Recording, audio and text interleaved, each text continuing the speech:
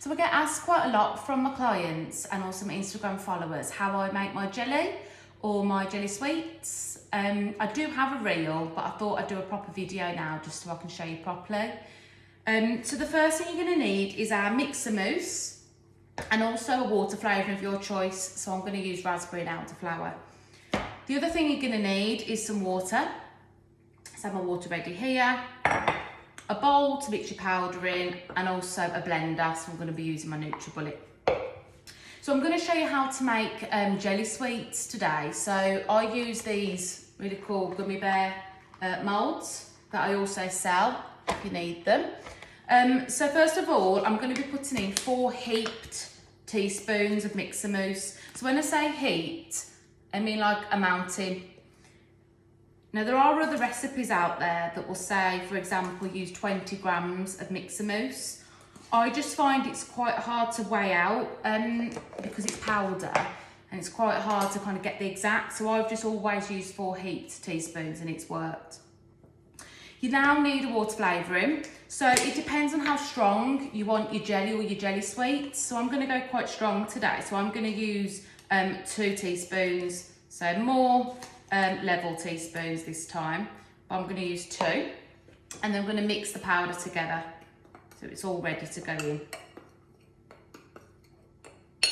Now the water, it's warm water, so it's not freezing cold, it's not boiling, it's just basically I've run the hot tap for a little bit.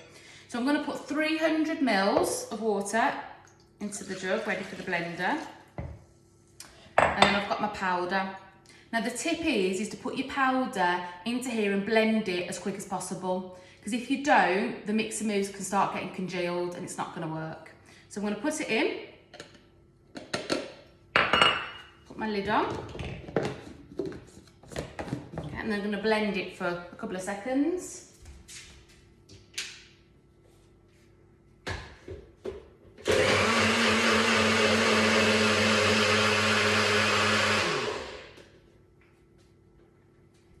And that's all it needs really. I think I've said in the past about a minute, but you know, a couple of seconds to mix it up seems to work for me.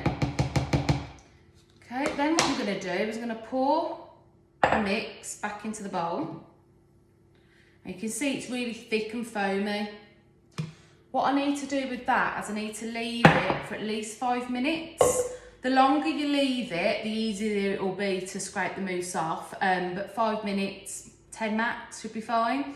So I'm going to leave it to settle, and then what's going to happen, it's going to get a layer of foam, so it's going to separate, and then I'm going to be able to scoop it off. So I'll come back to you in 5 minutes. Okay, so I waited 5 minutes, and this is what I mean by how it's separated. So what I'm going to do now is I'm just going to scoop off the foam, making sure that I don't try and take any layer of the actual liquid underneath. So it just quite easily scoops off like that. I have seen some people that have made the jelly and they haven't waited for it to set and they've left this kind of moussiness, and it just has ruined the top layer of the jelly, because it'll end up separating while it's in the fridge, and then you just get like a foam at the top. So it is important to make sure that you get it off. And then what I'm going to do is I'm going to add it to my jelly molds and then put it in the fridge for about 2 hours. So if I wanted to make just jelly, so like bowls of jelly instead of jelly sweets, I would use 4 level teaspoons of mixer mousse. So it's quite easy to remember. It's 4 heaped teaspoons for jelly sweets, and then just 4 sort of level teaspoons is fine for jelly, and that's with your 300 mils of water and then however much water flavouring you want to use.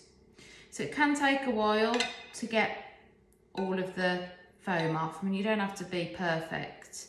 You just don't want too much of it in your mixture.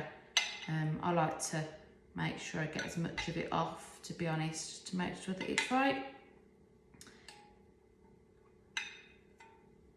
And then what I do is I use this applicator that comes with my jelly moulds. So I'm going to get my gummy bear mould, and then I just get my mixture and put it in. Love this mould, makes them so cool. So I'll get back to you in 2 hours to show what they look like.